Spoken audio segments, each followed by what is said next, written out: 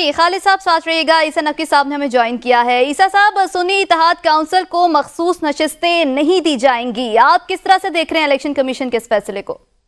देखिए, पहली बात तो ये कि इसकी तवक्को यही थी कि इलेक्शन कमीशन ऑफ पाकिस्तान से यही फैसला आएगा। इसी वजह से ये सारा हंगामा चल रहा था। दो तीन बातें बड़ी उभर के सामने आती हैं। एक तो ये कि जो सियासी लड़ाई, जो मनाजिर हमने कौमी असम्बली के देखे, दीगर असम्बलियों में देखे, ये फिर अब ये चोर चोर के नारे, अब ये एक नया नॉर्मल होगा जिसको एक्सेप्ट करना होगा। इसी तरीके से अवाम की कार्रवाई चलेगी। और 8 फरवरी के बाद अगर कोई गुंजाइश थी भी कि आपने पॉलिटिकल स्टेबिलिटी लानी है, एजिटेशन खत्म करनी है, एहतजाज का सिलसिला खत्म करना है, एक तो वो खत्म नहीं होगा। दूसरा ये कि जो सिस्टम की स्टेबिलिटी है, जाहिर है कि वो इकोनॉमिक स्टेबिलिटी के साथ भी जुड़ी हुई है, वो आपको आती हुई नजर नहीं आएगी।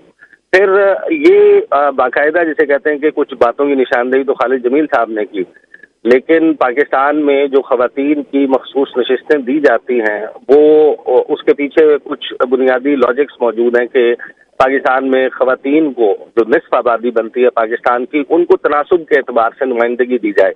एक तो सेक्शन 206 है इलेक्शन एक्ट 2017 का, जो ये कहता है कि 5% कम अज कम जो जनरल नशिस्तें हैं उनके ऊपर हर सियासी जमात उम्मीदवार, खवातीन उम्मीदवार खड़ी करे, और उसके बाद एक तनासुब के एतबार से खवातीन को मखसूस नशिस्तें दी जाएंगी। अब जो पाकिस्तान तहरीक इंसाफ की, अगर ये भी तस्लीम कर लिया जाए कि 1,60,00,000 लोगों ने तहरीक इंसाफ को वोट दिया और उसमें से निस्फ खवातीन थी, तो उन खवातीन ने जो जाके हक राय दही इस्तेमाल किया, उसके तनासुब के एतबार से पीटीआई की खवातीन की नुमाइंदगी अगर असम्बली में नहीं होगी, जो तहरीक इंसाफ बैक्ड कैंडिडेट्स हैं उनकी, तो जाहिर है कि ये ऑलरेडी जो मैंडेट मिला है इस हुकूमत को जो कायम हो रही है, उसके ऊपर इंटरनेशनली भी सवालात मौजूद हैं। और फिर बहुत सारी जो एक इंटरनेशनल मीडिया में मुख्तलिफ हुकूमतों की तरफ से पाकिस्तान के इंतखाबात पर पोजीशन ली गई है कि धांधली के इल्जामात हैं, उनमें एक संगीन इजाफा है।